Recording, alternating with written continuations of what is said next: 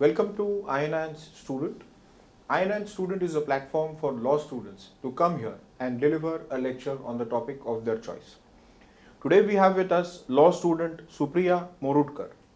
She is going to speak on rights and duties of citizens as per the Constitution. She is from Subhash Desai College of Law. So without wasting further time, I would request her to commence with her lecture. Thank you. Hello, my name is Supriya Morudkar. I am from Subhash Desai Law College and I am very much thankful to Hammurabi Tablet to giving me an opportunity to express my views on my topic. That my topic is rights and duties of citizen as per Constitution. लेकिन मैं अपने विचार अपनी भाषा में जो मानी जाती है राज्य भाषा अपनी राष्ट्रभाषा लेकिन उसमें व्यक्त करना चाहती हूँ। तो मैं आप सभी से निवेदन करती हूँ, अगर मुझसे कुछ गलती हो जाए तो कृपया करके आप मुझे माफ़ करें। हम बात कर रहे हैं अधिकारों की और कर्तव्यों की, लेकिन सच में हम सोचते हैं क्या कि अधिकार और कर्तव्य एक ही सिक्के के दो पहलू है? नहीं, जब बात होती है अधिकारों की तो बोलते हैं कि गूंगे भी बोल पड़ेंगे, और जब भी बात आएगी कर्तव्यों की तो हरा भरा परिवार भी शमशान की तरह लगने लगेगा। ये मैं क्यों कह रही हूँ? आपको अचरज लगेगी कि आप ये क्या बोल रहे हो कि संविधान ने तो हमें अधिकार दिए हैं और आप बात कर रहे हो अधिकार और कर्तव्य दोनों की। जी हाँ, हमारे संविधान में कर्तव्य भी दिए हैं, हर एक नागरिक के क्या उचित कर्तव्य है वो भी दिए हैं, लेकिन हम लोग उसे नज़रअंदाज करते हैं। हम भूल जाते हैं कि एक नागरिक बतौर एक नागरिक हमारे जैसे अधिकार है वैसे हमारे कर्तव्य भी है, तो हमें दोनों का पालन करना चाहिए। अभी हम लोग सोचते हैं कि नागरिक, जो हमारे संविधान में नागरिक की व्याख्या की गई है कि नागरिक कौन है, जो जन्म से उसको अधिकार प्राप्त हुआ है उस देश का नागरिक कहलाने का, या फिर उसके माता पिता इस देश के नागरिक है वो नागरिक हो जाता है इस देश का। और वैसे ही जो खुद से बनना चाहता है नागरिक इस देश का वो भी वैसे बन सकता है, उसके वो अधिकार है। और शरणार्थी जो दूसरे देश से नागरिक है और वो शरणार्थी बतौर शरणार्थी अपने देश में आए हैं वो भी हमारे देश के नागरिक ही कहलाते हैं अगर उनको वो हक प्राप्त होता है तो।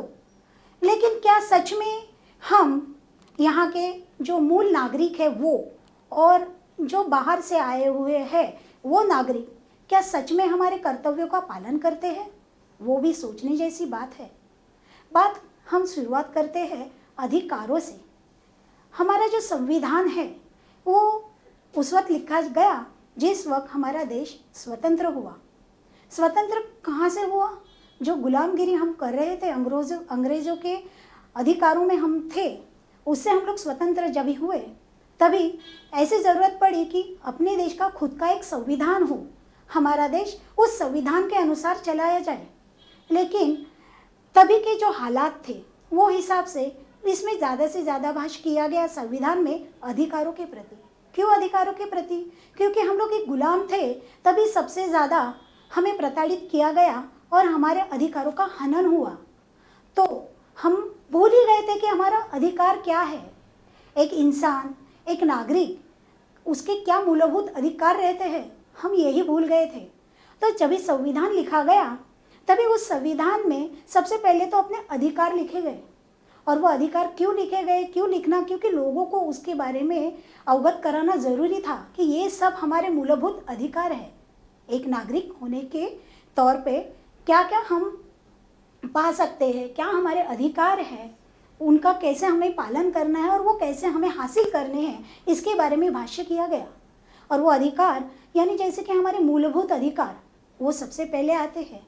दूसरा आता है हमारे जैसे कि अनुच्छेद 14 में आता है इक्वलिटी बिफोर लॉ, यानी जो हमारी विधि है, विधि के नज़रिए से हर एक इंसान वो एक समान है, उसके सारे अधिकार एक समान हैं, कोई द्वितीय या कोई प्रथम स्थान पे नहीं है यहाँ पे।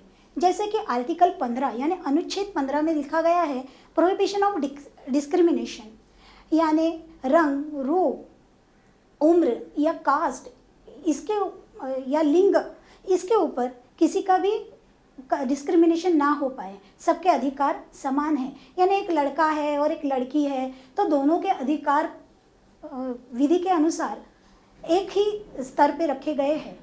तो कोई भी ये ना सोचे कि लड़कों के अधिकार अलग है, लड़कियों के अधिकार अलग है, या फिर एक पर्टिकुलर कास्ट के अधिकार अलग है, जो उच्च वर्णीय है उनके अधिकार अलग है, जो पिछड़े जाति के हैं उनके अधिकार अलग है। ये ऐसा नहीं है। संविधान ने हमें ये समान अधिकार, देश के नागरिकों को समान अधिकार प्रदान किए हैं। जैसे कि हम लोग देखें अनुच्छेद 16 में है equal opportunity of public services या एम्प्लॉयमेंट, यानी हमारे देश के हर एक तंबे को, हर एक कास्ट को, हर एक समाज को संविधान ने जो गवर्नमेंट सर्विसेज यानी सरकार की जो योजना है उसमें एम्प्लॉयमेंट के हिसाब से, यानी उनको रोज़गार निर्मित के हिसाब से हर एक इंसान को समान संधि प्राप्त हो, इसके लिए वहाँ से वो जो ये रहता है कि एक बैरियर रहता है कि हम इस कास्ट के हैं, हम लोग बहुत शिक्षित हैं, तो वो सब दूर किए हैं। संविधान ने ही उनको दिया है कि equal opportunity each and every citizen of India. जैसे कि आर्टिकल 19 यानी अनुच्छेद 19 भाष्य करता है आपके प्रोटेक्शन ऑफ सर्टेन राइट्स के बारे में कि क्या है फ्रीडम ऑफ स्पीच, आप अपने विचार व्यक्त कर सकते हो, आपको अभिव्यक्ति स्वातंत्र्य है, आप जिस विषय पे चाहे व्यक्त हो सकते हो, वहाँ पे कोई आपको रोक लगा नहीं पाएगा, या आपके विचार कहीं भी विचारों के आपका हनन नहीं होगा। दूसरा है उसी में अनुच्छेद 19 में असेंबल पीसीबली एंड विदाउट आर्म, आप शांतिपूर्वक इकट्ठा हो सकते हैं, लेकिन उसमें आप कोई भी हथियार नहीं ला सकते हो। और ये शांतिपूर्णतः आप इकट्ठा होके अपने विचार व्यक्त कर सकते हो, अपने धर्म का प्रचार कर सकते हो, अपनी बातें समाज तक पहुंचा सकते हो। ये जो अच्छे कार्य के लिए आप इकट्ठा हो सकते हो। दूसरा है कि move freely through out the territory of India, आप एक स्वतंत्र देश के नागरिक हो, आप भारत देश हमारा स्वतंत्र है, स्वतंत्र देश के स्वतंत्र नागरिक हो, तो संपूर्ण भारत में आप कहीं भी बिना किसी असुविधा या अड़चन के आप पूरे भारत देश में आप घूम सकते हो और उसका आनंद ले सकते हो, वहाँ पे कोई आपको रोक नहीं लगा पाएगा। दूसरा है reside and settle in any part of India, आप स्वतंत्र भारत के नागरिक हो तो आप इस भारत देश के किसी भी एक हिस्से में आप रह सकते हो और वहाँ पे आप वहाँ के बतौर नागरिक रह सकते हो और आप अपने हक पा सकते हो। कितना अच्छा है अपना संविधान, जिसने हर एक नागरिक की क्या क्या सुविधा हो सकती है वो देखा गया है। वैसे देखा जाए हम बात करेंगे तो अनुच्छेद 20 में ये लिखा गया है कि आपको यानी जो प्रोटेक्शन मिलेगा इन रिस्पेक्ट ऑफ कन्विक्शन, कि सज़ा के बारे में और ऑफेंसेस के बारे में आपको कैसे प्रोटेक्शन मिल सकता है कि आपको एक ही इंसान एक ही केस के लिए एक से ज़्यादा बार उसको सज़ा नहीं हो सकती है, और हर एक को तो सुनने का अधिकार भी विधि द्वारा हमें प्राप्त है कि दोनों जो है पार्टीज उनको सुना जाए, उसके बाद ही कुछ भी उसके बारे में आपका न्याय आपको मिलेगा। और बात करेंगे तो अनुच्छेद 21 की राइट ऑफ एजुकेशन, ये राइट ऑफ एजुकेशन है जो 6 से 14 साल के बच्चों को मिलना ही चाहिए। 21A उसके बारे में हम बात कर रहे हैं कि फ्री एंड कंपलसरी, ये जो 6 से 14 साल के बच्चों को फ्री एजुकेशन मिलना चाहिए और वो कंपलसरी है, उसे आप ठुकरा नहीं सकते। क्या आप ऐसा नहीं बोल सकते कि नकार नहीं सकते कि इन बच्चों को आप एजुकेशन दे नहीं सकते। और ये जो है प्रोटेक्शन अनुच्छेद 22 है जो protection against arrest and detention है। इसमें ऐसा लिखा गया है कि किसी भी व्यक्ति को अगर अरेस्ट होती है तो उसे विदिन 24 आवर्स मजिस्ट्रेट के सामने आपको ले जाना पड़ेगा। और कुछ भी इनवैलिड रीज़न के लिए आप किसी को भी डिटेन नहीं कर सकते हो। और अगर ऐसे आप किसी को अरेस्ट करते हो या डिटेन करते हो तो उसके निकटवर्तीय को आपको सूचना देनी ही पड़ेगी। ये जो राइट मिला है वो आर्टिकल 22-23 के हिसाब से मिला है। और जो आर्टिकल 23 बात कर रहा है वो ह्यूमन ट्रैफिकिंग की और फोर्स लेबर की, यानी आप किसी भी समुदाय को फोर्सिबली किसी भी जगह पे काम करने के लिए मजबूर नहीं कर सकते। क्योंकि पहले जैसे बोलूँ तो पुराने समय में ऐसे होता था जो खदानें चलती थी, वहाँ पे एक विशिष्ट वर्ग को पकड़ के वहाँ पे मजदूरी की जाती थी। तो उसके बारे में अनुच्छेद 23 उसके बारे में भाष्य करता है कि आप किसी को भी फोर्सिबली ऐसे कहीं भी काम करने नहीं दे सकते। अनुच्छेद 24 बात करता है कि आप जो बच्चे हैं यानी बाल मजदूरी का विरोध करता है अनुच्छेद 24। वैसे ही आर्टिकल 25 से लेके 28 तक है राइट टू रिलीजन। अभी देखिए यहाँ पे हमें ये राइट मिला है, राइट टू रिलीजन, ये क्यों मिला है? क्योंकि हमारा देश, उसमें अनेक धर्म अनेक जाति के लोग सालों से अनादिकाल से रह रहे हैं और वो सब इकट्ठा एक साथ रह रहे हैं। और देखा जाए तो अपने देश के जो पड़ोसी देश हैं वो उनके देखा जाए तो अफ़गानिस्तान, पाकिस्तान, बांग्लादेश, म्यांमार, वो ऑलरेडी डिक्लेयर कर चुके हैं कि हम लोग मुस्लिम राष्ट्र हैं। तिब्बत, भूटान, ये तो बुद्धिस्ट धर्म को फॉलो करते हैं। और जो नेपाल है वो किसी भी ऐसे पर्टिकुलर धर्म के बारे में नहीं बोलता है, लेकिन मोस्टली वो फॉलो करता है हिंदू धर्म को। तो जो हमारे आस पड़ोस के देशों में ये जो देखा जाए कि मुस्लिम है, कोई बुद्धिस्ट फॉलो करता है, लेकिन हमारा देश इकलौता देश ऐसा है वहाँ पे हमारा कोई भी ऐसे बोला जाए तो कोई राज धर्म नहीं है या कोई अपने देश का धर्म नहीं है। हम लोग सभी धर्मों को एक समान देखते हैं। अभी बात की जाए तो हमारे देश में हिंदूज़ है, मुस्लिम है, पारसी, सिख, इन सब धर्मों की अपनी अपनी एक मान्यता है और उनकी अपनी अलग प्रैक्टिस है। तो जब ये संविधान लिखा गया तो इन सब बातों को नज़रअंदाज करके तो चलने वाला नहीं था। तो इन सब बातों को ध्यान में रखते हुए इस बारे में भी सोचा गया कि नहीं, हम लोग ऐसे करेंगे कि राइट टू रिलीजन, यानी हर एक को अपना धर्म निभाने की और अपने धर्म के अनुसार व्यवहार करने की हमें स्वतंत्रता देनी होगी। तो ही हम लोग पीसफुली इस देश में रह सकते हैं। क्योंकि हमारे देश की शांतता और जो बोलते हैं कि हमारे एक रिच कल्चर है कि हम लोग एक खुद के धर्म के साथ साथ दूसरों के धर्म का भी आदर करते हैं। तो वो कैसा देखा जाए, इसके लिए अनुच्छेद 25 से लेके 28 में भाष्य किया गया है। उसमें क्या है कि जैसे देखा जाए तो अनुच्छेद 25 में जो आप देख सकते हैं कि जो सिख कम्युनिटी है उनको वो कहीं पर भी अपने साथ कृपाण ले जा सकते हैं, क्योंकि वो उनके धर्म की मान्यता है। तो हम उनके धर्म की मान्यता को अवैध घोषित नहीं कर सकते हैं। कृपाण एक हथियार ही है छोटा सा, लेकिन वो उनके धर्म में उसकी महत्तमता अधिक है, तो हमने उनके धर्म की प्रैक्टिस करने से उनको रोका नहीं है। ऐसे ही हिंदू धर्म की अलग अलग मान्यता है, पारसीज की अलग मान्यता है। तो हम लोग कभी भी इंटरफेयर एक दूसरे के धर्म में नहीं करते हैं और सरकार भी ऐसे किसी के धर्म में इंटरफेयर नहीं कर सकती है उनको। लेकिन वो जो प्रैक्टिस है उनके धर्म की, वो उन्हें पीसफुली और दूसरे धर्म का हनन ना हो या दूसरे धर्म का अपमान ना हो, इस हिसाब से उनको करनी चाहिए। ये भी उसमें एक कंडीशंस है।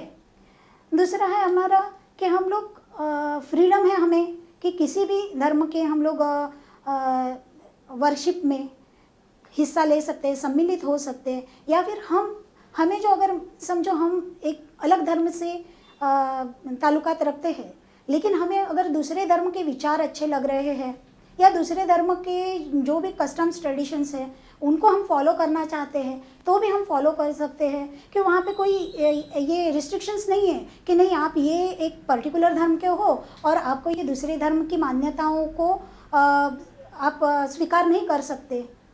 तो इस बारे में भी हमारे देश की जो देखने की दृष्टिकोण है या संविधान ने हमें जो दृष्टिकोण प्रदान किया है वो बहुत ही विशाल है कि अगर आपको अच्छा लगता है कि किसी दूसरे धर्म के आप विचार अच्छे लग रहे हैं तो आप उस धर्म को फॉलो कर सकते हैं। आप पे कोई बंदिश नहीं होगी या आप पे कोई उस अनुषंग से कार्रवाई नहीं होगी। ये हम संविधान ने प्रदान किया हुआ एक बहुत अच्छा अधिकार है।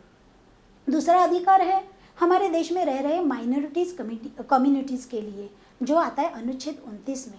हमारे देश में कुछ कम्युनिटीज़ बहुत ही कम संख्या में हैं, जैसे पारसीज़ की वगैरह बात की जाए, लेकिन अगर फिर भी वो कम है तो ज़्यादा लोक संख्या ये फॉलो करती है तो आप भी यही फॉलो करना है आपको। ये ऐसा हमारे संविधान में किधर भी लिखा गया नहीं है कि आप फॉलो कर सकते हैं कि आपके कस्टम्स ट्रेडिशंस क्या है, आपके रिचुअल्स क्या है, आप फॉलो कर सकते हैं। देखा जाए तो अगर हम लोग शादी का भी एक उदाहरण लें तो हर एक कम्युनिटी की शादी के अलग अलग रिचुअल्स रहते हैं जो हर कोई फॉलो करता है। हिंदूज़ के रिचुअल्स अलग है, मुस्लिम्स के अलग है, पारसीज़ के अलग है, लेकिन हमको हमारे ट्रेडिशंस और कस्टम्स के हिसाब से हमारे रिचुअल्स फॉलो करने की खुली छूट हमारे संविधान ने ही प्राप्त कराई है। और हम लोग उस हिसाब से बहुत ही, मैं कहूँगी कि हम लोग बहुत ही लकी है इस बारे में कि खुश नसीब है हम भारत देश के नागरिक हैं कि हमारे देश में हर एक धर्म को, हर एक रिलीजन को एक ही नज़रिए से देखा गया है। किसी को बहुत ही खुली छूट दी है और किसी पे बहुत ही रिस्ट्रिक्शंस लगाए हैं, ऐसे अपने धर्म में नहीं है। ये तो हम लोग सब बात कर रहे हैं हमारे सब राइट्स की, अधिकारों की। जैसे मैंने पहले ही कहा कि अधिकार और कर्तव्य एक ही सिक्के के दो पहलू हैं। हमने तो, आप तो बोलोगे कि मैं तो बोल रही हूँ खाली अधिकार अधिकार अधिकार, कर्तव्य कहाँ है ना, कर्तव्य भी है। लेकिन जब संविधान लिखा गया तब जो स्थिति थी उस वक्त हमें सबको अधिकारों के बारे में ही ज़्यादा मालूमात हुई और उसका ही हमने प्रैक्टिस की। लेकिन जब लगा कि नहीं, कर्तव्यों का भी उल्लेख होना चाहिए, तो 42nd अमेंडमेंट आई अपने संविधान में और उस 42nd अमेंडमेंट में हर एक भारतीय नागरिक के क्या कर्तव्य होने चाहिए उसके बारे में बताया गया। जैसे हमारे फंडामेंटल्स राइट्स है, जैसे मूलभूत अधिकार है, वैसे हमारी कुछ मूलभूत कर्तव्य भी है हमारे देश के प्रति। उसमें क्या है, तो फंडामेंटल ड्यूटीज़ में पहले तो आता है कि हर एक भारतीय नागरिक को अपने धर्म के साथ साथ दूसरे भी धर्मों का आदर करना चाहिए। अपने धर्म के कस्टम्स, ट्रेडिशंस, रिचुअल्स फॉलो करते हुए दूसरे धर्म को अपमानित नहीं करना चाहिए। ये तो हो गया एक नागरिक का अधिकार। जैसे हो गया प्रोटेस्ट टू सॉवरेनिटी, यानी अपने जो दूसरा अधिकार है कि हमें हमारे देश की संप्रभुता वो कैसे अखंडित रहे, इसके बारे में भी हमें बहुत जागरूक रहना पड़ेगा और उसके हिसाब से हमें हमारा वर्तन रखना पड़ेगा। तीसरा है defend the country and render national services. Bharat की सुरक्षा के बारे में, भारत के हित के बारे में हमें सोचना पड़ेगा और उस हिसाब से जो नेशनल सर्विस है व्हेन कॉल्ड अपॉन, यानी किस स्थिति में अगर ज़रूरत पड़ी देश को कि नागरिक भी उसमें सम्मिलित हो, तो नागरिकों का ये आद्य कर्तव्य होना चाहिए कि देश की रक्षा के हेतु हम सब सम्मिलित होकर हमारे देश की रक्षा करें, हमारे देश की संप्रभुता को अखंडित अबाधित रखें।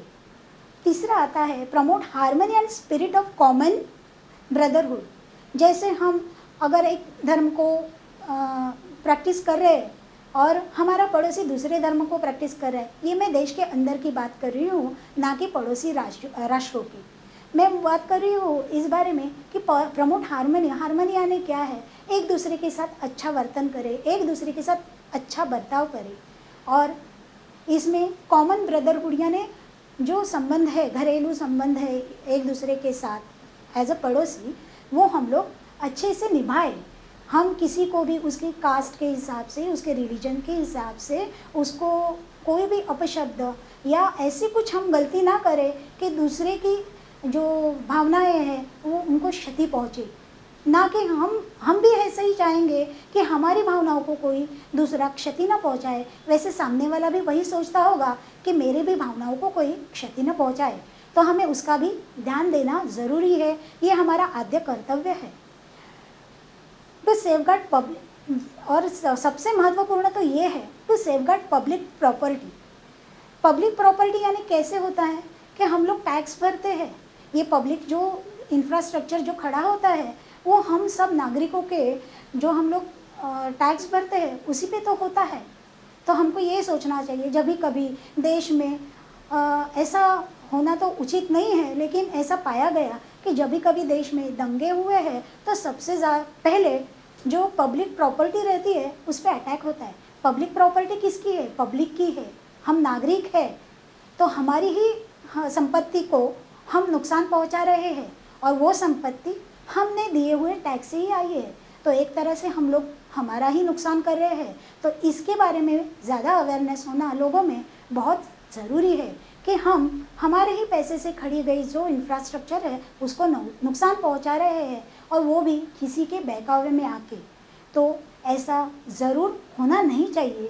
तो उसके लिए भी ये जो फंडामेंटल ड्यूटीज़ है उसमें ये बात की गई है कि आपको सेफगार्ड करना है और प्रोटेक्ट करना है पब्लिक प्रॉपर्टी को in any circumstances, to strive towards excellence in all spheres of individual collective activity. आप इसमें जो ड्यूटीज़ में है कि आपको हर एक का आदर तो करना ही चाहिए, और लेकिन आपका इंडिविजुअल जो है, आप इंडिविजुअल जो प्रैक्टिस कर रहे हो उससे दूसरी किसी भी धर्म को, जाति को कुछ नुकसान न हो। और सबसे महत्वपूर्ण जो है लास्ट जो ड्यूटीज़ बताई गई है वो है जो भी पेरेंट्स और गार्डियंस यानी जो भी माता पिता या पालक है उनको ये श्योरिटी देना पड़ेगा या प्रोवाइड करना पड़ेगा opportunity to educate their childrens. और एक जो संविधान ने हमें जो कर्तव्य को पालन करने कहा है, लिखा गया है संविधान में हमारे, वो है 6 से 14 साल के हर एक बच्चे को समान संधि मिलनी चाहिए एजुकेशन की, राइट टू एजुकेशन उनको मिलना ही चाहिए। और वो हमारे कर्तव्य भी है। किसके कर्तव्य है? जो उन बच्चों के माता पिता या पालक है। ये सब बातें हमारे संविधान में लिखी गई है। अब मैं मेरे खुद के विचार आपके साथ साझा करना चाहती हूँ। अब हम लोग बात कर रहे थे कि संविधान ने हमें क्या क्या प्रदान किया है, जैसे अधिकार है वैसे कर्तव्य भी संविधान ने प्रदान किए हैं। लेकिन आज हम समाज की जो स्थिति है, सामाजिक स्थिति है, वो देखते हुए कह सकते हैं क्या कि जैसे हम लोग हक के लिए बात कर रहे हैं वैसे कर्तव्य के लिए भी बात करते हैं क्या, और हम लोग क्या कर रहे हैं, ये सोचने पे हमें मजबूर होना पड़ेगा अभी। यानी अभी देखा जाए तो बहुत सारे, यानी जैसे बांग्लादेश में हुआ या जैसे अभी दूसरी कंट्रीज़ में भी हो रहा है कि लोग अपने हक के लिए लड़ रहे हैं, लेकिन वो हक के लिए हकदार है क्या सही में, ये भी सोचना पड़ेगा। क्योंकि जब हम बात करते हैं अपने हक की तो उस हक के साथ हमें अपने कर्तव्य भी निभाने पड़ते हैं। No rights without duties. हाँ, मैं सही कह रही हूँ। आपको आपके हक के लिए बात करने से पहले क्या आप सच में अपने कर्तव्य का पालन कर रहे हो, ये भी सोचना पड़ेगा। क्योंकि कर्तव्य का पालन करना हर एक नागरिक का ये प्रथम कर्तव्य ही है। हम सोचेंगे अगर कि जब हमारा देश स्वतंत्र हुआ तब की सामाजिक स्थिति बहुत अलग थी, और तभी लोगों ने लड़ के आज़ादी हासिल की थी, और उस आज़ादी को हमको कायम रखना है तो अपने कर्तव्य निभाना बहुत ज़रूरी है। और ये कर्तव्य कहाँ से आते हैं? तो हर एक इंसान को अपने अंदर झांक के देखना चाहिए, क्या सच में मैं अपने कर्तव्य सही तरीके से निभा रहा हूँ, तो मैं मेरे हक की बात करूँ। हक अभी हम एक छोटा सा ही उदाहरण लेते हैं। सोचिए अपना घर है, छोड़िए देश की बात, छोड़िए समाज की बात, हम देखते हैं अपने घर से शुरुआत करते हैं। हमारे घर में समझो हम 4 बच्चे हैं माँ बाप के। अपने माँ बाप तो अपने कर्तव्य खूब निभाते हैं हमें बड़ा करने में, लेकिन जब बंटवारे की बात आती है माँ बाप के प्रॉपर्टी में, तो हम लोग सब अपने हक के लिए झगड़ते हैं, सब भाई बहन मिलके झगड़ा करते हैं कि नहीं नहीं हमारा भी समान अधिकार होना चाहिए, यानी हम हक की बात करते हैं, तो वो माँ बाप के प्रति क्या सच में हम लोग हमारे कर्तव्य है उनका पालन करते हैं, ये सोचना है। अगर अपने घर में ही वो हम लोग अच्छे से नहीं निभा रहे हैं तो अपने समाज के प्रति, अपने देश के प्रति हम हमारे कर्तव्य का पालन कर रहे हैं क्या, वो सोचना पड़ेगा। कोई भी देश ऐसे ही प्रगतिशील नहीं होता है, प्रगति के पथ पे नहीं चलता है अगर वहाँ पे सिर्फ हक और हक की ही बात हो। वहाँ पे कर्तव्यों का पालन होना ये सबसे बहुत ज़्यादा ज़रूरी बात है। जब आप अपने कर्तव्यों का पालन सही से करोगे फिर आप अपने हक के लिए भी बात कर पाओगे और अपने हक के साथ दूसरों के हक के लिए भी आप बहुत अच्छी तरह से लड़ लोगे। क्योंकि क्या होता है, हर कोई भी हक के लिए जब भी बात करता है ना तो वो अपने खुद के हक के बारे में बात करता है, और मुझे मेरा हक मिलेगा तो दूसरे का हक, उससे क्षति पहुँचेगी दूसरे के हक को, ये कोई नहीं सोचता है। तो हमारा संविधान ही कहता है कि हम लोग सब समान हैं, एक ही स्तर पे है। तो अगर मेरा हक है तो वो दूसरे का भी किसी का वही सेम हक है, हम ये मानते ही नहीं है। हम लोग ये सोच रहे हैं कि मुझे मेरा हक मिल गया बस हो गया, बाकी समाज के प्रति मेरा कुछ भी कर्तव्य नहीं है। तो ये ऐसा न हो, इसका हमें ध्यान देना चाहिए। जैसे हम हमारे हक के लिए लड़ रहे हैं, हमारे हक की बात कर रहे हैं, वैसे ही हम हमारे कर्तव्यों की भी बात करें। हमारे संविधान ने बहुत अच्छी तरह से दोनों को डिफाइन किया है कि क्या नागरिक के अधिकार होने चाहिए, क्या नागरिक के कर्तव्य होने चाहिए। लेकिन हम लोग सिर्फ हक के लिए झगड़ा कर रहे हैं और कर्तव्यों के पालन करने में हम लोग पीछे रह रहे हैं। इसीलिए मैं कहती हूँ एक अच्छे समाज निर्माण के लिए और अपने देश की संप्रभुता और बंधुता कायम रहने के लिए हमें हमारे कर्तव्यों का पालन करना बहुत ही ज़रूरी है। इसीलिए मेरा मानना ये है कि संविधान की शिक्षा अगर पहले से ही स्कूल्स में बच्चों को छोटे रहते ही वो उसकी शिक्षा मिले संविधान के बारे में कि क्या है अपना संविधान और संविधान ने हमें क्या क्या दिया है और हम लोग उसको कैसे हमारे निजी ज़िंदगी में उसकी प्रैक्टिस अच्छे से कर सके। अगर ये बचपन से बच्चों को सिखाया जाए तो मैं मानती हूँ अपने भारत देश जैसा कोई और देश नहीं होगा जो अपने नागरिकों को अपने हक और कर्तव्यों को कैसे उपयोग में लाना है वो सिखाने वाला देश बनेगा। तो अपना देश भी विकास करेगा और विकास की और प्रगति पथ पर चलते ही रहेगा और हर एक नागरिक को फिर अपने हक के लिए झगड़ा करने की ज़रूरत ही नहीं पड़ेगी। अगर वो खुद के कर्तव्य निभा रहा है तो उसको उसके हक वैसे ही मिलेंगे। ये हर एक नागरिक को सोचना चाहिए। ये कह के मैं मेरे विचार यहाँ पे समाप्त करती हूँ।